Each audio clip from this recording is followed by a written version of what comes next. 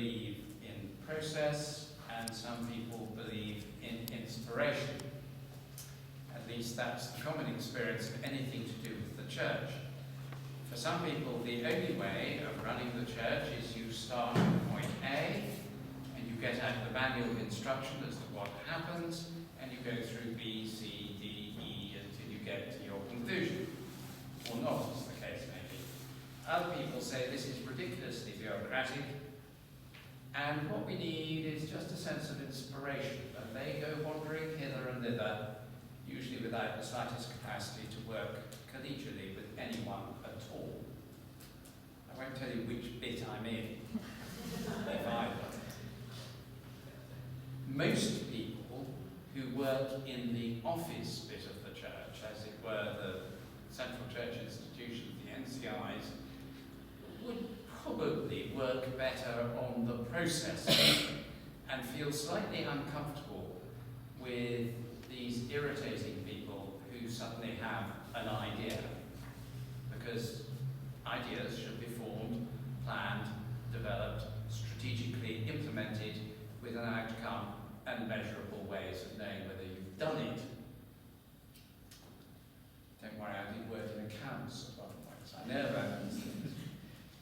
The precentor at Liverpool Cathedral used to say that the most dangerous words he ever heard was when I, as Dean, walked into his office and said, "Miles, I've been thinking." And he would always say, "I do wish you'd stop doing that." The problem is we're both wrong, we're all wrong in how we deal with it, because all of us work on a default reaction, intuitively, on the sense that if we get it right, it'll work. And the problem with human beings is we can get it as right as we like and it still doesn't work. Things don't happen the way they should. All the boxes have been ticked, everyone's done what they should have done, and somehow it still doesn't work. And that's very infuriating. Both readings had that sense of asking, who do you believe can make things work?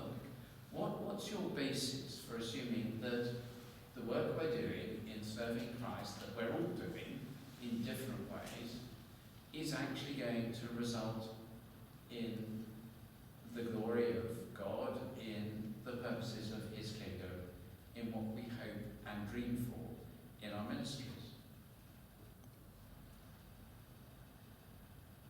Paul says to those to whom he's speaking, what God, wasn't Paul, was it? It was Peter having a momentary aberration.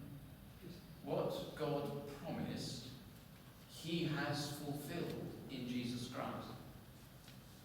Jesus says, in answer to Thomas's irritable and baffled question, what are you talking about when you say you know where I'm going? For goodness sake, we haven't got a clue, he says.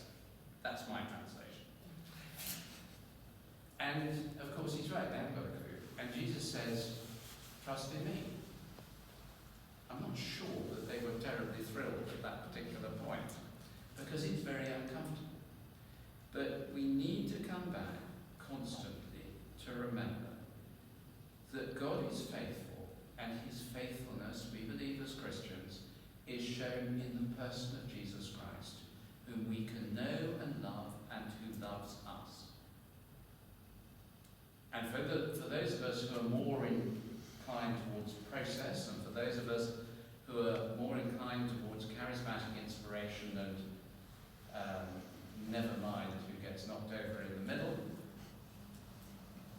in either case, the good news for us is when things go wrong, it's Jesus who meets us and enables us to start afresh, because that's what He does.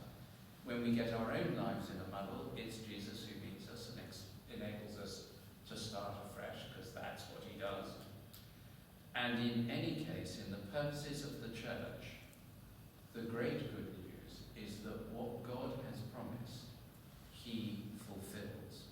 In the end, it's not up to us. We put everything we can into it, but in the end, it's God's problem. And that that's very, very good news. So we don't have to believe in ourselves, in our processes, and our inspiration.